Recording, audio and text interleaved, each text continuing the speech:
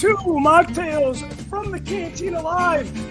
This is our rain delay makeup here. I just got back from Disney World Thanksgiving last week. Hopefully you guys had a good holiday. And man, did I pick something up when I was out in Disney World with the crowds. So I'm under the weather, but the show must go on. I have some producers that help make this show happen. A lot of Patreon supporters make the show happen, but the producers make it happen on a different level. And I'm going to be sharing the round table with them this evening as we talk about the Andor Season 1 recap, if you will. I feel out of my element. We've done almost 90 shows between everything we've done, including the YouTube stuff that we did back in 2020 for Season 1. And this is the first time that I have no alcohol in my system. I have not had a drink since last Wednesday. I'm drinking tea, so I am taking care of myself. I do want to give a shout out to two special friends, producers. Antonio from New Jersey. He went to Disneyland and got sick. Get well, my friend. Get well, brother. And also Brian Klein. Brian Klein just celebrated his birthday. So happy belated birthday to him. And he's out in Disneyland. So Brian, wash your hands, use hand sanitizer. Be well, be safe, all that good stuff. Without further ado, the drinking word tonight. Drink one for me. Drink one for me. It's hump day. The drinking word of the night is Melshi. And again, you guys can support Mocktails from the Cantina on Patreon. You want to do it before the end of the year because you get grandfathered in at the previous prices. There is going to be a price increase starting January 1st. But for those of you that have been supporting the show, you're locked in at that price. Your price will not increase. So maybe a little incentive for you guys to get on board and help support the show more than just viewing. And thank you guys for tuning in. I want to welcome to the round table Tyler Page, my brother. Thank you again for all the hard work you do behind the scenes. I know we're missing Andor today because Season 1 was last week. But we're going to be talking all things Andor tonight, man. You ready for this? Oh, I'm so ready. I got a bunch of buddies sitting in the green room right now. I can't wait to find out what their perspectives are. So, yeah, I'm ready, man. It's going to be a good show. You know, it's hard to believe that it's already over. I remember anticipating this Season 1 well before it came out. You know, I had a friend that worked on Andor, and I kind of knew a little thing here, a little thing there, and I was getting really excited about it. And then now it's over, man. It's like, you know, it's hard to believe. It was like 2 months, though, man. I mean, you got to think about, when you try and think about all the things that happened, I feel like the show stands out because there's just so much there. Yeah, there is a lot. There was a lot of really good character development, you know? Yeah. And I want to bring to the round table as well Matthew Rooney, producer Matthew Rooney, always a big help. And Matthew, I always love your input on the show. You have a nice insight on a lot of Star Wars things that sometimes I look at differently. You know, I know sometimes we roll and smoke the same thing, if you will, but sometimes it's good to have the balance and have some differences. You know, you will always be the guy. You always be the guy that cannot put your favorite Star Wars movie.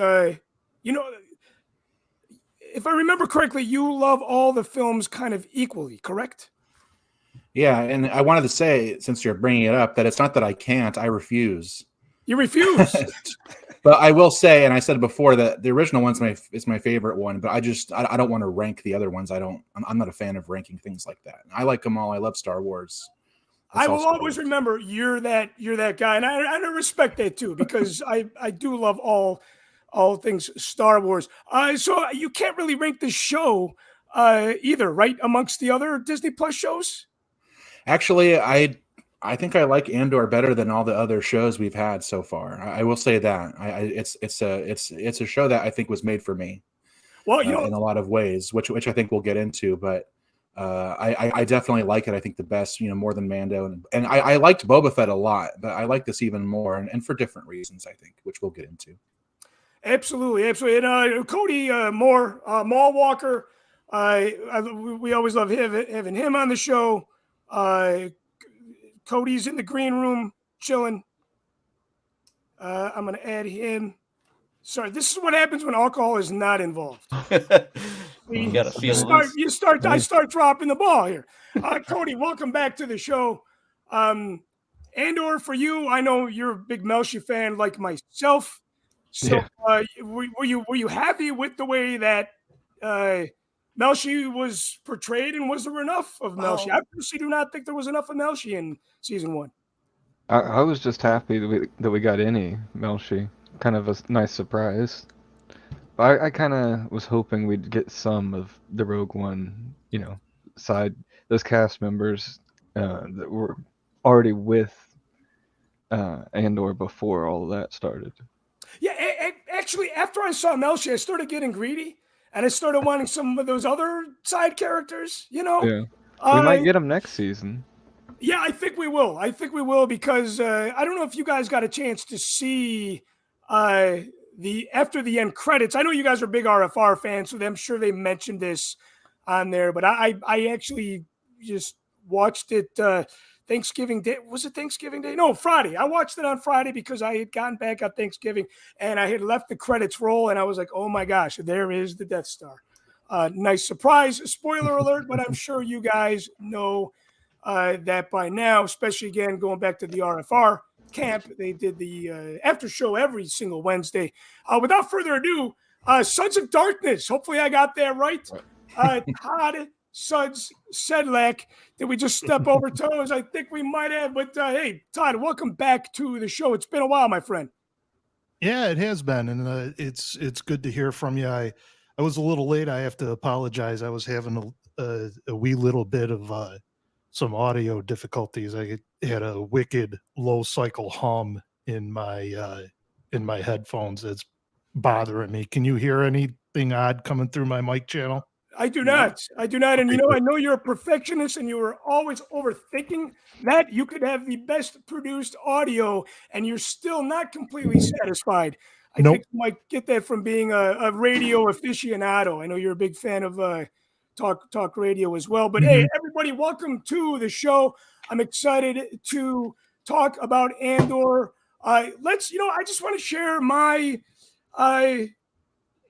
going back to before the show started. There was a lot of anticipation about it. As I don't know if I'm Rogue One's biggest fan, but I know Rogue One is my most favorite Star Wars movie. So there was a little bit of that going on. And when I first saw episode 1 of the show, it kind of hit me a little bit. And I loved episode 1. However, I was not really I don't know if I had expectations for it or what my feelings were. I was just trying to take it all in. I did love the opening scene because there was alcohol involved, there was a brothel involved, there was police brutality. Two of your favorite things. All that good stuff. And just really dark, gritty feeling, very much like Rogue One gave us. So I know a lot of people complained about the pace of the show. I don't feel like it was. Now, yes, it was slower than most Star Wars projects, maybe the slowest of them all, but that did not bother me. Did the pacing bother you guys at all? Episode 4, I think. Yeah, that definitely bothered me. Or 5, I can't remember. It was the one where it was like, oh, they could jump right in to do the heist, and then they kind of just meandered around for a bit. Yeah, it took them like 3 episodes, right, to get to the heist part. Yeah, that was episode 5. 5, yeah. Mm-hmm. So yeah, that one definitely, I felt like it could have gone a little faster, or they spent time where maybe they didn't need to. But yeah. Now, Matthew, you just said at the top of the show, you said that this was one of your favorite Disney Plus TV shows. Would you say that? What were your expectations before the show had started? I mean, I try to keep my expectations low, so I'm not sure I had anything that big. I'm really into just sort of like revolutionary history, which there was a lot. There was a lot of references in this show to like revolutionary figures. Like if you know that history, if you know stuff about the Russian Revolution in particular, there was a lot of like little things that were stuck in there from revolutionary history, and so I liked that a lot. And I also like seeing sort of the masses rise up against an oppressive power like that, and without the Force or Jedi or superhuman people leading the way and helping them. Like one of my favorite moments in the sequel trilogy era is when Lando comes at the end and says there's more of us, and it pans around and you see all the ships, and it's like no matter how much power the Emperor has or can marshal, it's not enough to suppress the whole galaxy if they decide to wake up and fight. And so I think that's a lot of what Andor is, and that's why I enjoy it so much. But I also am not necessarily always wanting action. I like to see character development. I like to see drama. I like to see intrigue. And so to me, I didn't think it was slow. There was a lot packed in. There wasn't a lot of action, which maybe that's what people mean when they say it was slow. But there was a lot of stuff happening in the show with the characters, and it just built up so much of what we already had from the original trilogy era. Suds, the pacing on this and your expectations, did the pacing bother you at all? The pacing didn't really bother me per se. I did it did run a little slow around episode 4 or 5 because it was basically, oh, we're looking around. Hey, let's train a little bit. Hey, let's talk a little. And there really wasn't any forward movement.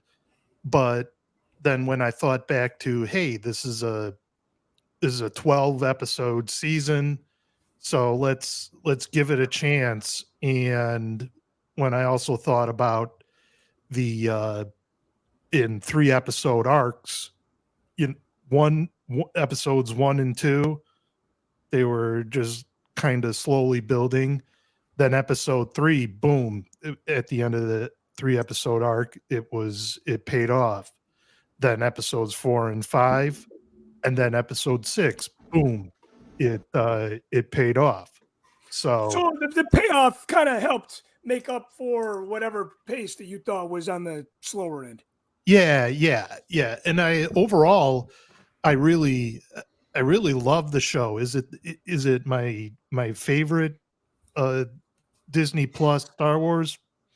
No, I'd have to say that award still goes to Kenobi and The Mandalorian, but it was the Star Wars show that I didn't know that I wanted and ended up loving.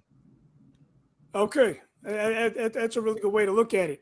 Yeah, I thought Kenobi for me was it was so amazing. I actually lost a Patreon member because I said, hey, if you don't like Kenobi, go F yourself. And, and he's like, okay, well, I'm not going to support your show anymore. And I guess that's the price we pay for sticking up and protecting the things that we love.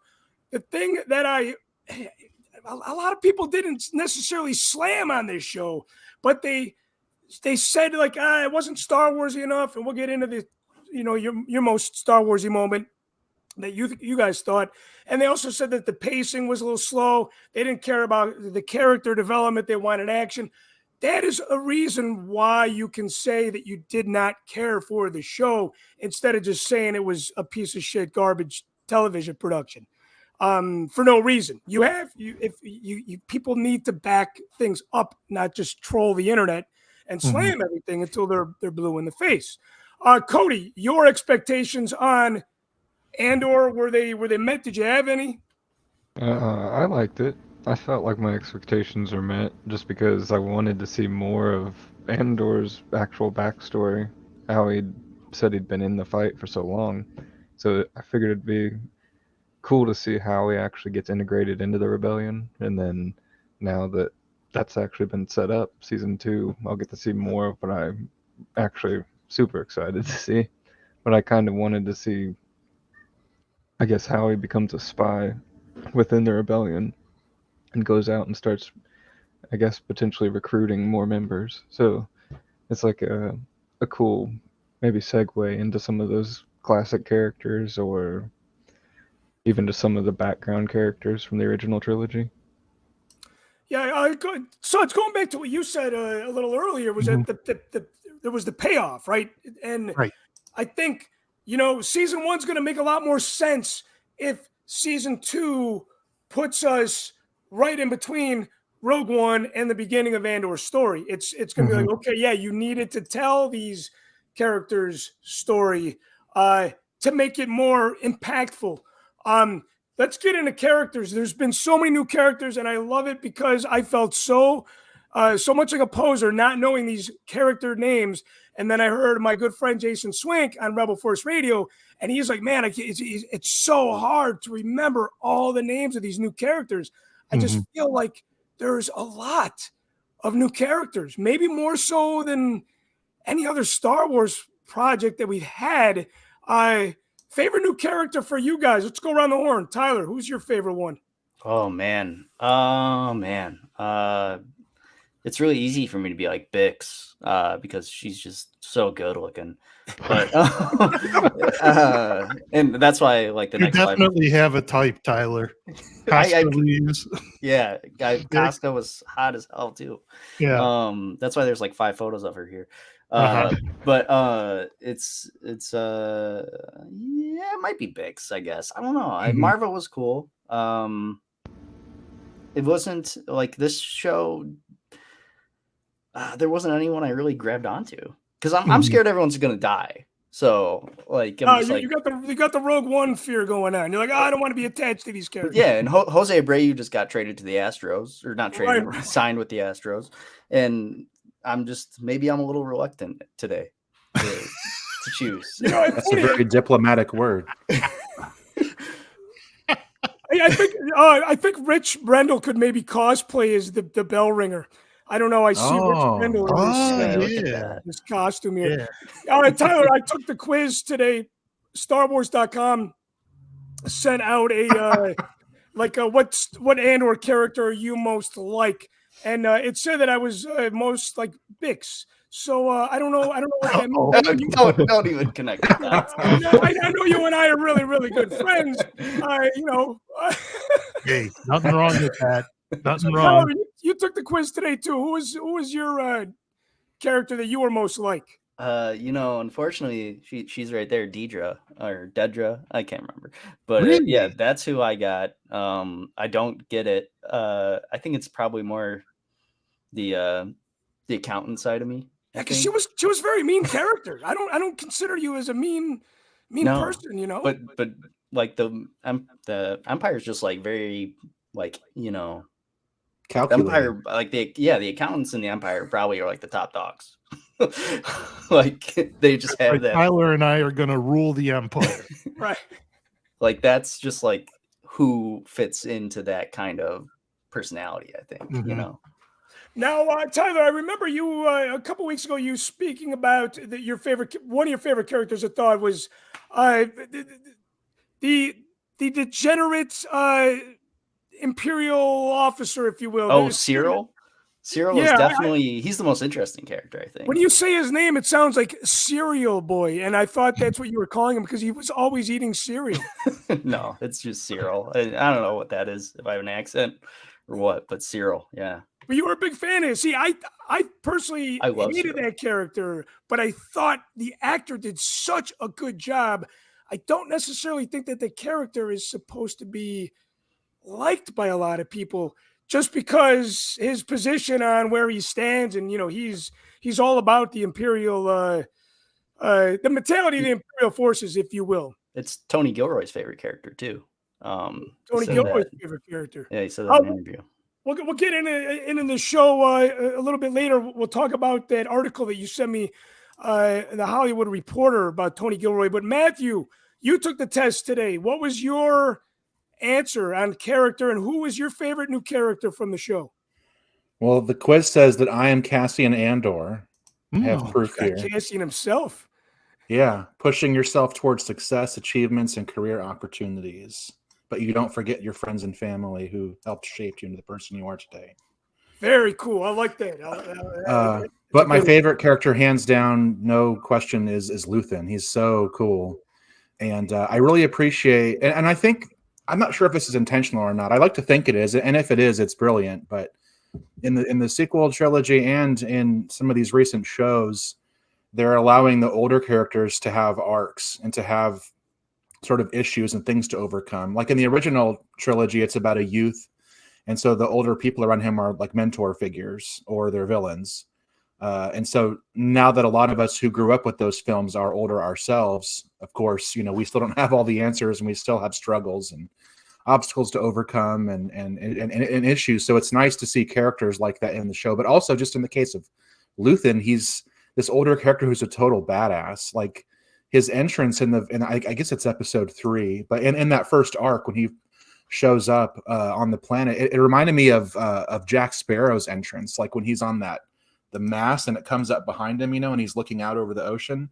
There's like a similar shot for Luthen when he comes to the planet where Cassian is, and is like looking down over the city where Cassian lives. But he's great in battle. He's a brilliant tactician. He has to hide his identity, and he's just and Stellan Skarsgård is a fantastic actor. He has the coolest voice. So Yeah, very much so. Hands down, Luthen is my favorite character from this series. I want to add to that and just say that he's my favorite new character as well. Ever since I saw him, because he was always in the trailers, right? When Rogue One was playing for that limited time in the theater, he was kind of the first new character that we were really introduced to. So seeing him in the extended clips before the show even debuted, I felt like I wanted to know more about this character. And yeah, very, very likable. Something is going to happen to him badly, I would think, knowing Tony Gilroy. And obviously, Luthen is not in Rogue One. So it'll be interesting to see his fate in the next season. Todd is taking the test. But before we get to Todd, Cody, your favorite new character? Probably Brasso. He kind of didn't have much of an impact at first, and I was like, is he even gonna have much of a part? So I thought it was kind of weird that he had a little bit of emphasis in the first couple episodes, but I felt like his last couple episodes he really paid off when he showed up being Cassian's friend in the sewer, telling him what he needed to hear from his mom, and then kicking off the riot basically by Spartan kicking the officer. Yeah, I think he was always, ever since we got introduced to him, I always thought he was a very likable character as well. He always had these good vibes, this good aura around him, and it really played all the way through. It's the mustache. Yeah. He's got a good mustache, And a mustache, yeah. Again, like Merrick, too. All right, so Suds, you took the test, obviously. Who do you got there? I got to watch out for Tyler. Because I'm Bix. Oh my god! You're I'm Bix safe. too. I actually was Dedra, like Tyler. Okay. What's really interesting here is the description they have. You're Bix Colleen. You wear many hats: caretaker, entrepreneur, friend. But you're only as strong as the people you surround yourself with. And while your loyalty will never waver, it can get you into trouble. I thought that's kind of a interesting and fairly apt description of the character, and to a certain extent to myself. Admittedly, I answered the questions pretty quickly just because I wanted to have an answer, and maybe it would be different if I took a little bit more time. But it's actually it's pretty interesting. Yeah, I'm glad you came up as her, because that's who I had earlier as well. And when I went to bring it up on my phone to read the description, it kind of refreshed. But yeah, I feel like that's very accurate based on my own character. I do wear many hats. I kind of bounce around, as you guys know, do a lot of different things. And I love to surround myself with good people. And that was one of the first things I learned when I was doing The Force Among Us, was you have to surround yourself with good people. And as you guys and accountants in the professional world. Matthew, you work with a lot of different people. You know the importance of people around you is so important. It's so vital to just everyday living. It kind of goes back to that baseball team mentality, in my opinion, anyway. Okay, favorite returning character. Mine, aside from Cassian, mine's got to be. You know what? Here's the thing. It's not Melshi. It's Saw Gerrera. I when I yes, Deceptions. I know crazy, and it's funny because Abraham, who's been on the show a couple times, I met with him a couple weeks ago, and he's like, Chris, he goes, your voice kind of sounds like Saw Gerrera's. And I go, okay, that explains it. Okay, but when I saw Forrest Whitaker, and I love Duncan Powell, but Forrest Whitaker is just an A-list actor. When I saw him, I got teary-eyed. He was talking to Luthen before that shot. We saw the X-Wing. We saw tubes out there. It was just a beautiful sequence that set that up. And I was like, oh my God, that was as close to Rogue One as I had gotten in Andor, except for, of course, seeing Cassian himself. You really can't think about Rogue One without Cassian. So, but Saw was my favorite returning character. Now she is a second runner-up. Tyler, how about you? Returning character? Yularen, dude. Probably Yularen. Yeah. That was a big one that I should have seen coming. If unless it was in trailer. I don't know. Either way, it felt good to see him again. Plus, I feel like there weren't that many returning characters. I feel like we came in here with a bunch of new ones. So yeah, there was. Well, you had Mon Mothma, you had Cassian, you had Forrest. You saw you had Melshi. You also had Tubes. But there's the nice thing about it. There was a small handful of new old characters returning, but not an overwhelmingly amount. Which I don't know. Is that a good thing or a bad thing? Matthew, what about your favorite returning character? Definitely Mon Mothma. I mean, the character. I mean, we kind of knew it was coming, or at least if you were watching the Celebration stuff earlier this year, we knew it was coming because they kind of put it out there as being sort of Cassian and Mon Mothma both getting big treatment in this show. And I always thought she was one of the most underserved characters. Coming into it, she of course, is in the original trilogy and Return of the Jedi, and it's implied there. Although I wasn't sure as a kid when it came out, like what her role was. But I mean, she's the leader of the rebellion, and then you get like little glimpses of her here and there. Of course, she's in Rogue One, and there's deleted scenes in Revenge of the Sith, and she has a little bit more of a role. But even in the books, like back in the '90s when they were doing all the expanded universe novels, I felt like she was barely in those. Like they created new characters, and she's just never really, in my opinion, been fleshed out very well, and what they've done with her is just amazing, because you see this figure who started off as a senator who wanted to try to do something good, perhaps how Padme might have been, and I kind of imagine like Padme might have slipped into this kind of role if she had survived the Clone Wars and had been living under the Empire. She'd be doing a similar type of thing. But again, like I said earlier, you get these older characters. She's a parent who has to go through some troubling things. I myself have kids who are the same age as hers, or maybe a little bit older. And so, like when I was watching those episodes with her daughter, kind of, being smart with her, I was myself getting a little amped up because my kids do the same thing to me. But seeing her have to make these hard decisions, and even though she comes from massive wealth, she still has these obstacles to overcome, and she's a very courageous person, but she's also hesitant to jump in, I think, all the way. And so it's a very interesting, new character, really, even though she's been around on the periphery for 40 years. Really, she's brand new, and I'm excited for what they're going to be able to do with her going forward with this sort of springboard. Yeah, you make a really good point. Well, one, money can't buy happiness, and it can't solve every single problem.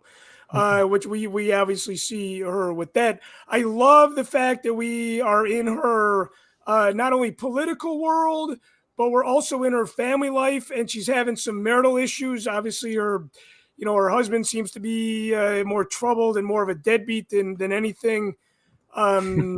I'd say douchebag. Yeah, exactly. Yes. Douche. But yeah, I think, again, this is a character that we've seen for this is a character that we've seen for That guy. 40 I'm years. sorry.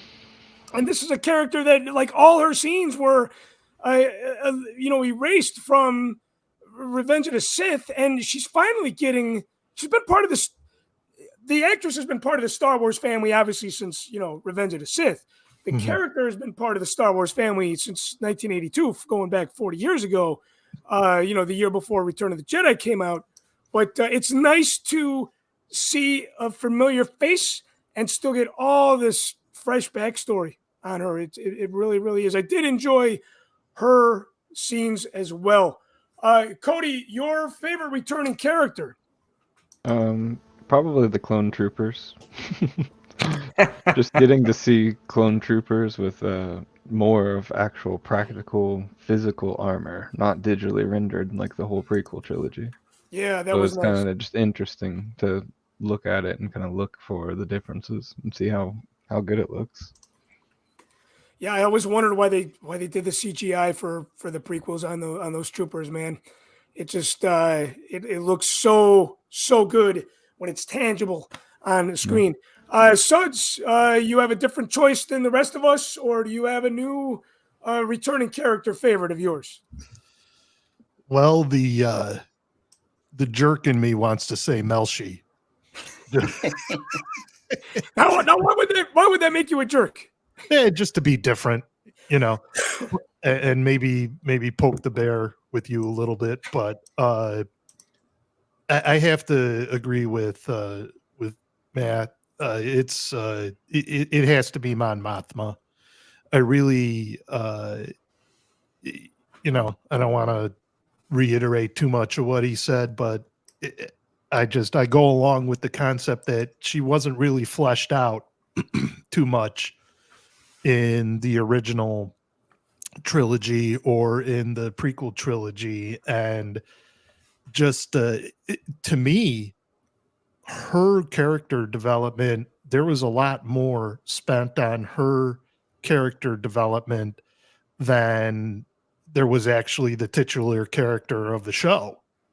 You learned a hell of a lot more about Mon's background, her family, the interpersonal relationships she has with her family and with Luthen, and how she really, by the time we see her in Return of the Jedi, she's full on the head of the council, the head of the rebellion.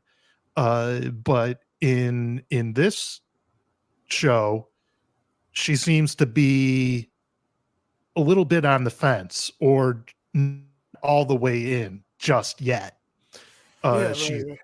She's funding, she's providing capital for the rebellion, but as far as putting her life on the line, she hasn't fully. It doesn't seem like she's fully committed, and I think looking forward to season 2, I think it's going to be really interesting to see just hopefully they flesh that out a bit more. Yeah, it brings to mind too when they are in the scene in Rogue One where they're around the table and she tells Jin that without the council's full support, they won't fight. And somehow she gets to where she's at now to that point. But you would think if she's going to go through all this trouble and all this, because I think she's in danger. She knows she's in trouble. So why is she not committed in that scene in Rogue One at that point? I don't know. Maybe because she is leading this group of people. She's the leader, and she can't make decisions for herself. She has to do them in a group kind of environment. I don't think that it's that she's not committed. I mean, she's in Rogue One. She's committed to the rebellion. I think that was more of a function of you're still seeing the rebellion is not an entirely cohesive group. And I believe it is the result of Cassian and Jin and the rest of that crew going to Scarif, grabbing the plans. I think that's the spark that kind of coalesces the different cells of the rebellion into a more cohesive group, because it took a hell of a lot of coordination to attack that Death Star Yeah, in A New absolutely. Hope. You can't do that without, and Cody, you have a lot of experience with, military operations. Even though it's all orders based, you still at the top of the chain of command, you still have to have some cohesiveness as to the desired end state of the mission. Yeah. So I Yeah. think it was the events of Rogue One that did that. So I don't think it was that she wasn't committed. It's that her position politically maybe wasn't strong enough to say, this is what we're going to do.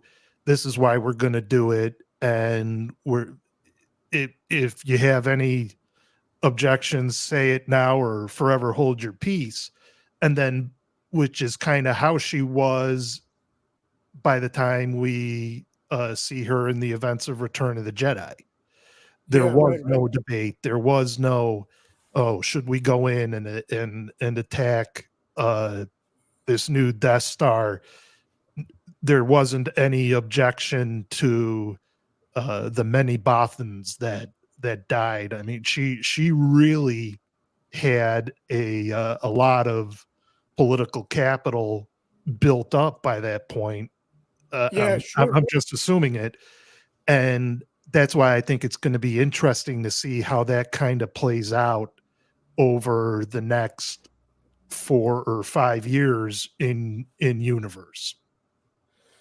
Yeah, it'll definitely be interesting for sure. Hey, we're midway through the show. I just want to give a shout out to Andy from Miami for tuning in, Patreon supporter Brad Riverdale, Boston Dan, and Dale Morris, also known as He Guy. Guys, thank you not only for your support, but for tuning in as well, man. I cannot do the show without you. And I want to thank you guys again for joining me for this roundtable. Going back into the Andor conversation here, one of the other bigger complaints that people had, especially in the beginning, and I thought they were fucking crazy. I'm like, look, Cassian Andor is the face of my favorite Star Wars film, of course, along with Jyn Erso. But people said there were not enough Star Wars-y moments. To me, it felt like Star Wars as soon as I saw Cassian Andor. Most Star Wars-y moment other than that, I would say when they showed the TIE fighter pilots.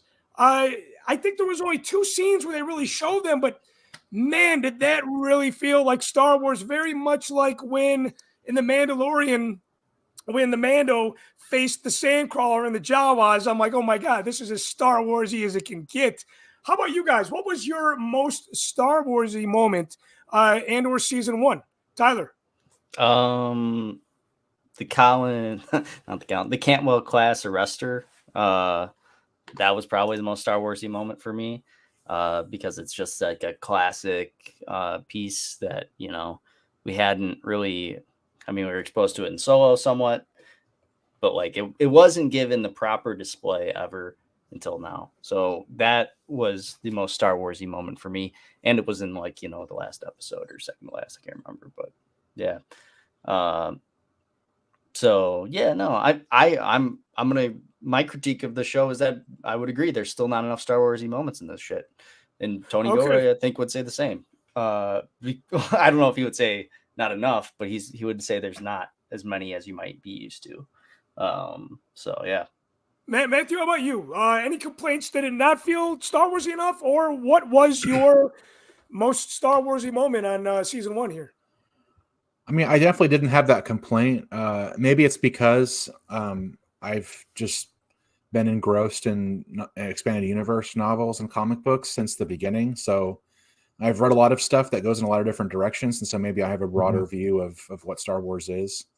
I would have said, similar to Tyler, the most Star Warsy moment was not only the Cantwell class, but the Fondor attack on those TIE fighters. Just because, like, my favorite moment in the original film is when, you know, Han comes in and shoots Vader's, you know, entourage and all that. Like, all that space battle stuff to me is like, that's classic Star Wars to me. But since Tyler did say that already, I will say everything in the ISB headquarters. Like, we got to see, it was so cool to see the ISB headquarters, because we've heard about ISB for a long time. Like, even in the Rebels animated show, you get, you know, Yularen in there and you get ISB agents in there, but we never got to see their headquarters before. And it's sort of like going to the CIA, you know, base, and just how, you know, white it was, and everybody's, you know, wearing their uniforms, and you know, all the intelligence operatives are there, like that. Even though we hadn't seen it before, I felt like that was super Star Warsy, because it was the Empire, and sort of like,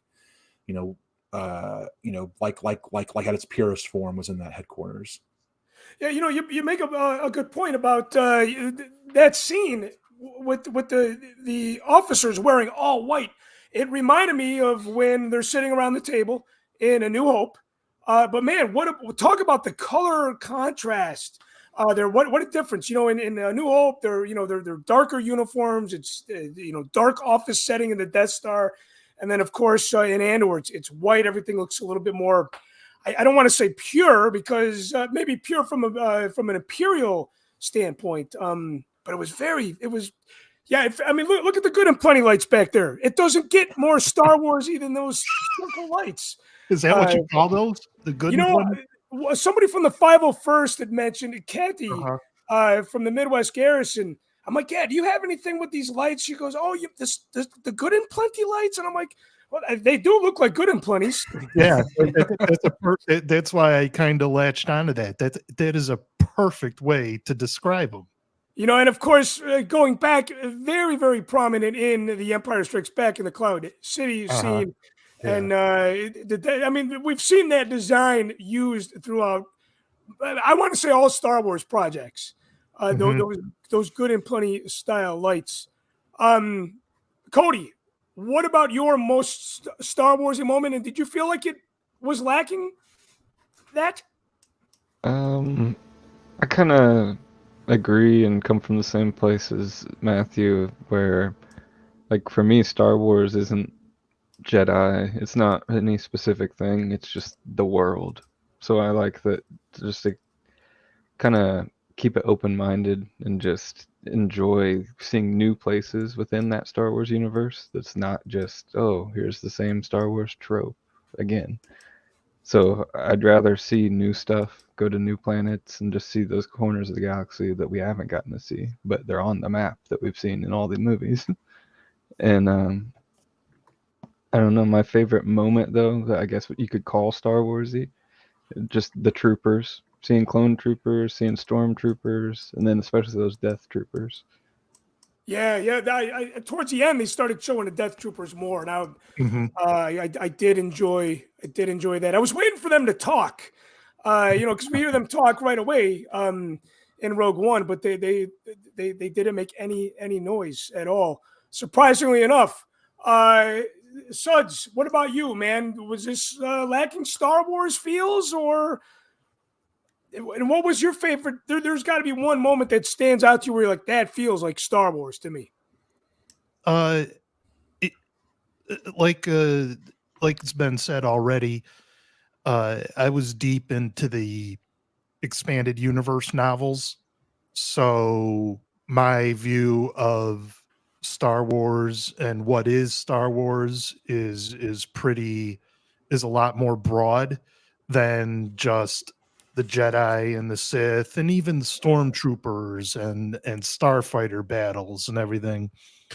My I did like the Fondor going up against a Cantwell class Star Destroyer, and going up against those TIE fighters. That was a fairly Star Warsy moment, but since it's already been picked, I don't want to be repetitive. So I guess my next one that I would select is, I believe it was one of the first times we go and actually see the inside of the Imperial Senate. We saw the Senate before when it was the the old Republic Senate, the Galactic Republic Senate, Oh yeah, yeah. and it was subtle that post Empire or post conversion to Empire, it looked different inside. It was the color scheme was a little bit more muted. It was uh darker in there, and the one scene where the camera pulls back and pulls up above what used to be the Supreme Chancellor's pod and is now the Emperor's pod in the center, and you see the Imperial cog at the base of the stand for that pod. That to me was the most Star Warsy moment, because I just thought it was really cool, the visual of incorporating the Imperial cog into the design of the Senate. And it was, yeah, see, even there, I mean, if you were to put that image next to the any image of the Senate, like from the Phantom Menace, not so much Revenge of the Sith, but from the Phantom Menace, the lighting is darker here. The it's more gray. It's less shiny. So I think the scenes in the Imperial Senate was the most Star Warsy to me, and then really kind of hit me in the Star Wars feels. You know what? I do, because Revenge of the Sith is one of my top 3 favorite Star Wars films, and the Senate scene, that room there with the pods and that, it always connects. One of my favorite films too. Obviously to Andor now. So I always do enjoy. I always enjoyed that, seeing that throughout the entire prequels, and it started to get a little sad at the end, because when Sidious and Yoda fight, that's a duel of the fates in its sense, and there's nobody in there. So it was kind of foreshadowing, if you will, for me. One of the things that I want to point out, that, speaking Star Warsy moment, every time they showed Luthen in the cockpit of his ship, man, did that feel Star Wars to me. It almost too. brought back memories of the Falcon to some degree, obviously a completely different ship, but it definitely felt like, and I had like the feeling when I was a kid, like watching the ships, at a young age. It kind of made me feel like that again, which was very, very nice. One of the things that I'm surprised about is that we did not see Bail Organa. I don't know if that would have been too much going on. I'm going to be super surprised, and I would say disappointed, if we do not see him in season 2. Only time If we will do, it's going to be towards the end. I think probably I towards think the end. Yeah. Put him in anywhere. You probably take the footage of him walking out of his house one day and just crop him out and just close the CGI. That's the way George would do it. But we know Jimmy is available. Jimmy Smith is available too. And man, seeing him in Kenobi series was just, God, that was great. He was so good in that. He was so good in Revenge of the Sith. I really want to see him come back to the new story. Let's see. Favorite overall episode.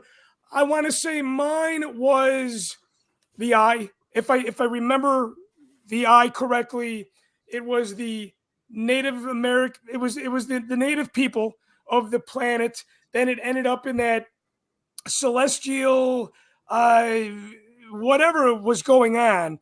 There was a chase between the TIE fighter and Andor's ship, and then at the end of the episode, I think this is all in one episode. they go to the guy that looks like Doc Brown, the doctor, and he's fixing, the one guy that was Quads or whatever. the one guy that was crushed. And then outside, the one again, characters' names are going to escape me at this point, but the guy was trying to make a deal with Andor. Skeen. Yeah, Skeen. It sounds like scam to me, that name. Yeah. I think they did that intentionally. But I love it, man. When Andor shot that guy in cold blood after to me, that one showed that Andor was in it for more than himself. And that guy, those two characters had problems to begin with. I stood up and I applauded in my house, and Michelle was like, "What the fuck is going on right now?" I loved that scene. I want to say, if that was all in one episode, that was my favorite episode. Yeah. I will say, though, I wouldn't ascribe altruistic motives to Andor shooting Skeen, because if Andor wasn't going to go along with Skeen was going to F off with the whole haul, and Andor would have nothing to show for all his effort. I mean, he wasn't going to get his 200,000 credits. So he said, I think at that point, it wasn't so much his great love for the rebellion and the fight. Obviously, he was in it for one thing, and that was the money. And he saw Skeen potentially running away with the money. So he said, "No, fuck you. I'm going to blast you and then deal with the fallout." Yeah. I still think he wanted to protect Vel and Nimic some, because he was like, he asked about him. He was like, "Oh, we'll just leave him."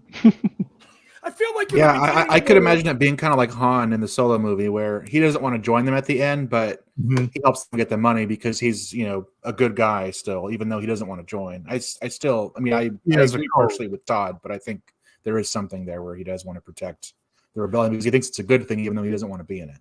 Yeah. And that's what I like about Cassian. He's a little bit complicated, but I think he is truly a good person.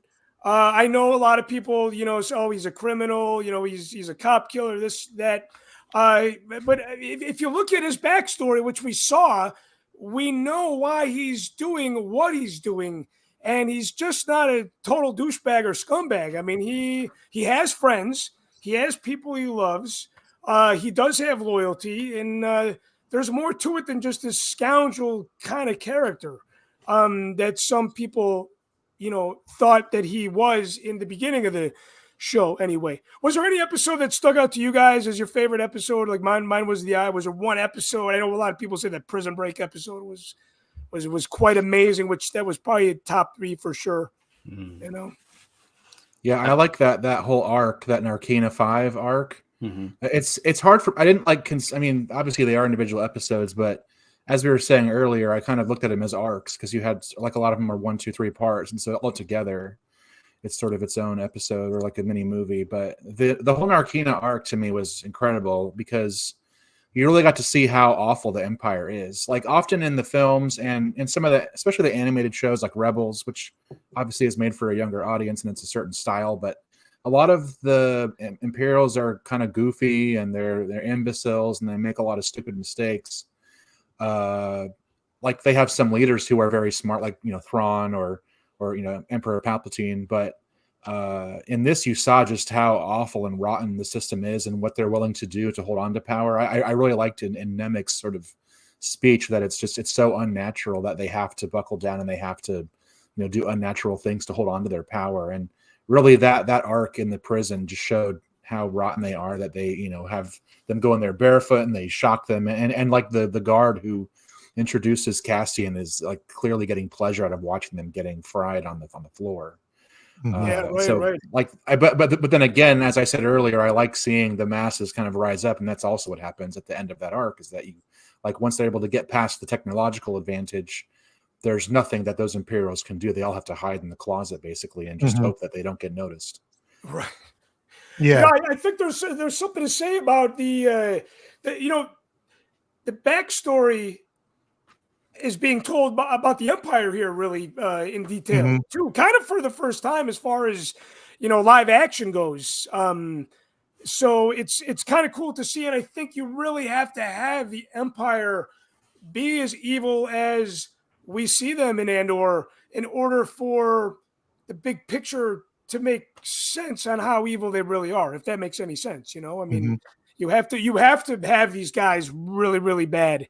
And I think this is the first time that this is really getting a chance to play out. And I think we're going to see them even get worse in season 2. Before we wrap up, most surprising moment? Were you guys surprised about anything where you're like, oh my God, I cannot believe this did not happen, or I can't believe that this happened? Was there one 1-2 punch that you guys felt from this show? I'd have to say the one moment that made me say out loud, "Oh shit, that just happened," is when Andor shot Skeen. Yeah, for sure. Because it was such a quick snap decision. It took me by surprise, pretty much, because right up until that point I was like, okay, and then when he paused, I thought he's gonna shoot him, and then bam, he blasts him, and I was like, holy shit, that was awesome. So yeah, that took me by surprise. You know what grabbed me too? I think it was in the finale episode when I'm going to call him Cereal Boy. When he grabbed who was the one that you said you're most like, Tyler, the blonde Imperial? Yeah, Deidre. Yeah, when he grabbed her, before he grabbed her, I'm like, oh my God, she's gonna die. And then he grabbed her and brought her in the room, and I was like, That's a for good one some too. reason, I thought that scene between those two actors was done so well. I felt like she was going to put her arms around him, not in a romantic way, but like, oh my God, thank you for saving my life. Well, they kind of were embracing each other, and I thought, if this were like a network show, or a action drama movie, she would have grabbed him and planted one on him, because I mean, that was just the way they were looking at, the way she was looking into Cereal Boy's eyes was, she wanted some of that Captain Crunch. I don't want any of that to happen. Me neither. I just gotta say, my most surprising moment was throughout like the first 6 episodes, where there wasn't the elements that bring me into Star Wars. And if you guys want to call that closed-minded, or read the books and you'll get exposed, half of the books kind of suck ass, and that's all right. Well, tell us how you really feel, Tyler. Like a lot of people are going out there saying I love the show. A lot of people are going I hate this show.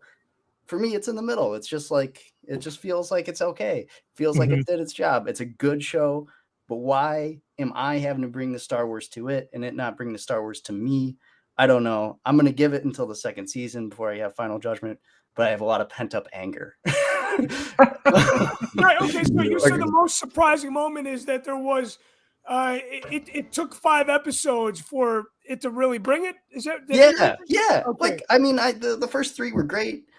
The 4th and 5th were fine. It just, there wasn't a bad episode, but like, what the fuck? Why are we? I don't know. Why are we wasting time?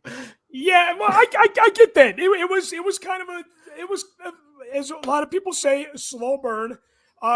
In the middle, I would probably put this one in the middle, but I think, like I mentioned earlier in the show, I believe that the 2nd season is going to be the payoff. When it starts feeling like the prequel, like the true prequel to Rogue One, like when it's bumping up against it, it's probably going to surpass a lot of things for me. But season 1 did not do that.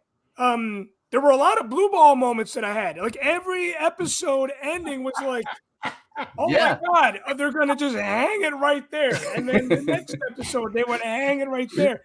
I will say the season finale, I felt like I didn't have blue ball syndrome there. I felt like, okay, they ended this on a very nice, balanced note.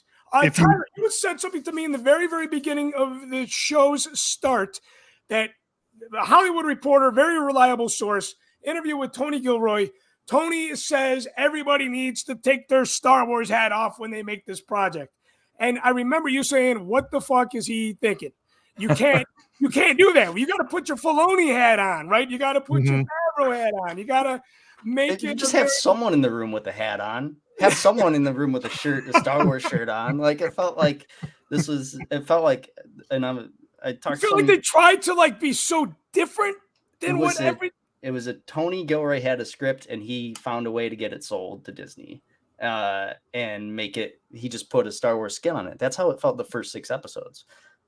You got into the later half of the season and it felt like, oh, okay, there's like actual tie-in material here. It was connecting more. Once Jason pointed out to me, like, yeah, once you get closer towards the actual events of Rogue One, I think this is going to feel more like a universe, like an event.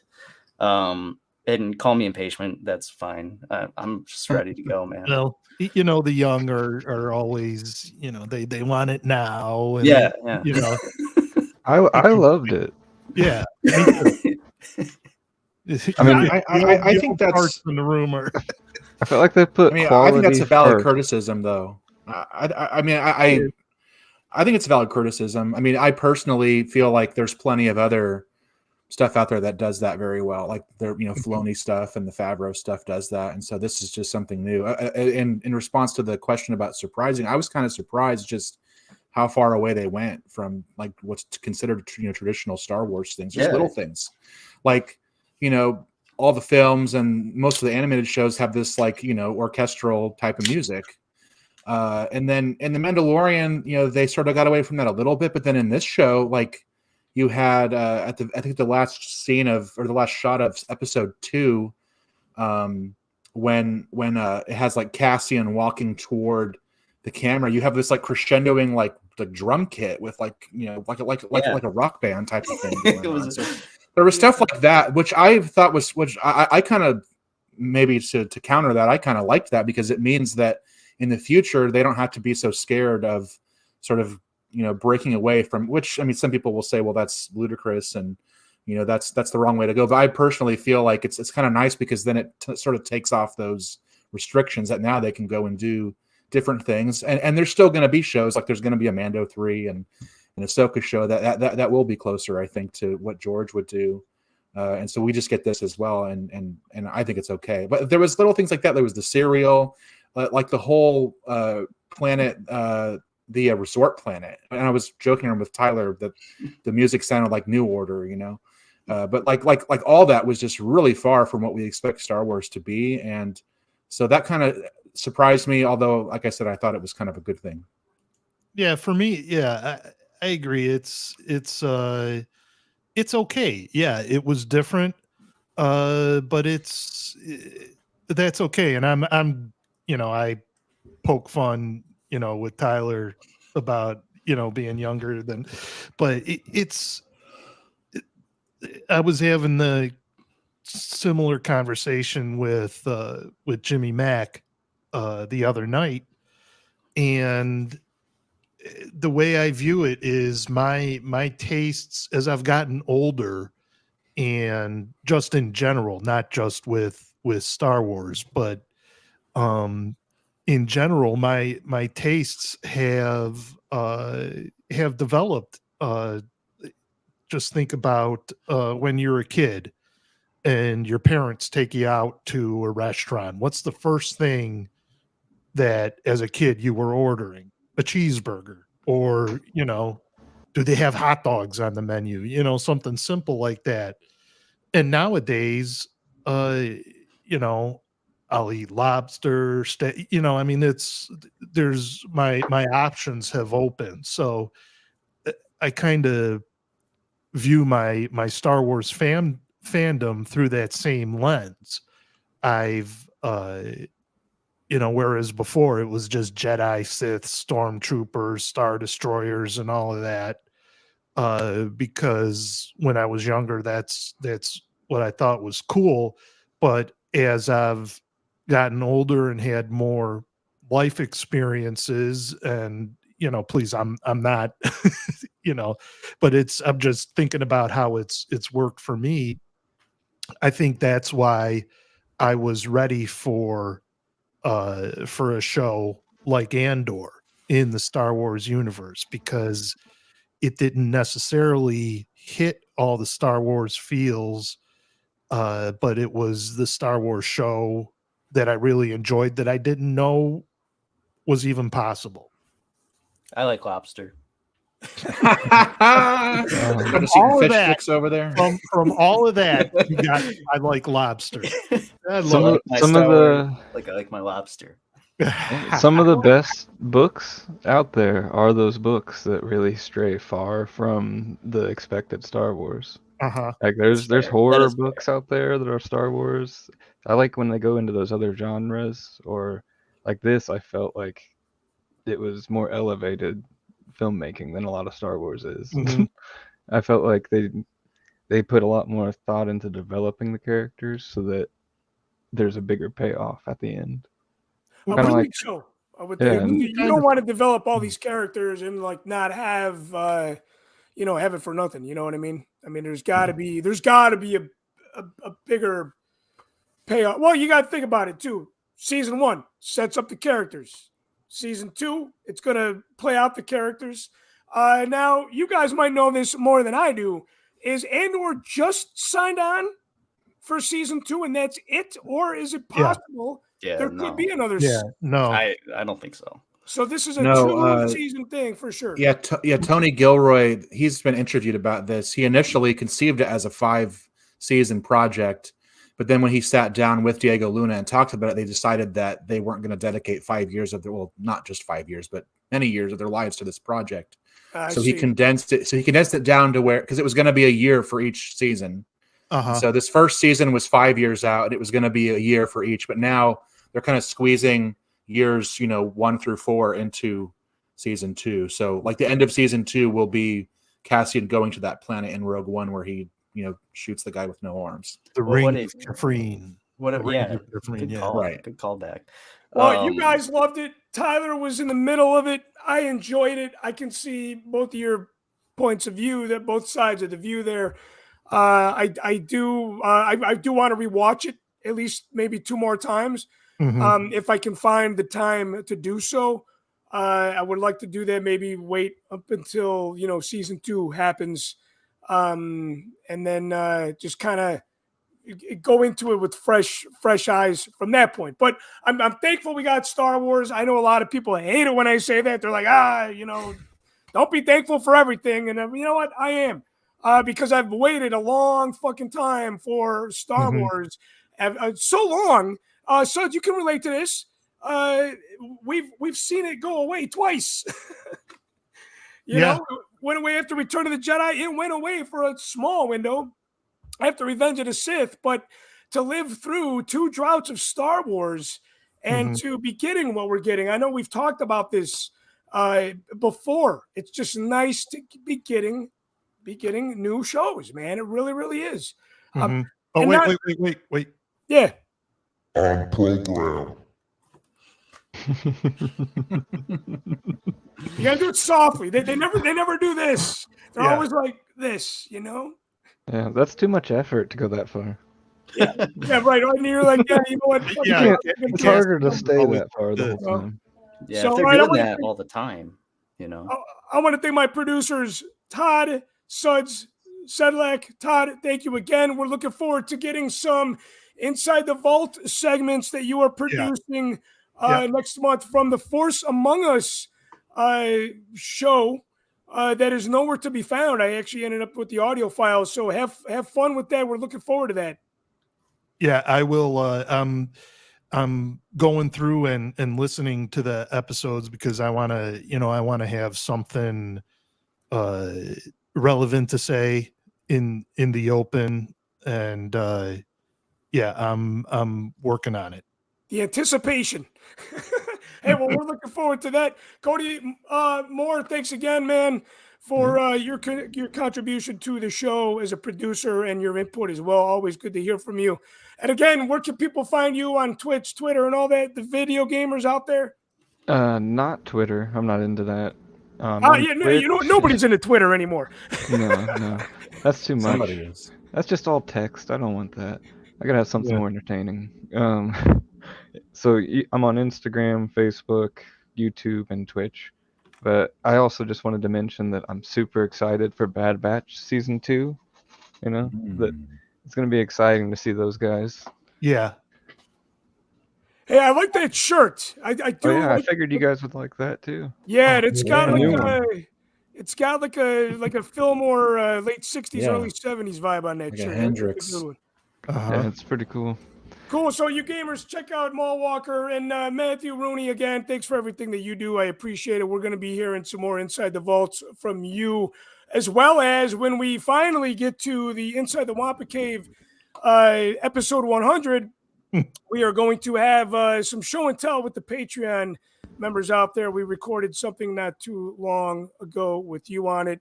And for those of you that have not checked out the Thanksgiving podcast, Matthew and his mother we're just on episode 99. I'm going to work on dropping episode number 100 tomorrow. So be sure to check that out. And Tyler, again, thank you for everything that you do behind the scenes as well. I know Matthew feels your pain and he feels a little bit of that pleasure as well.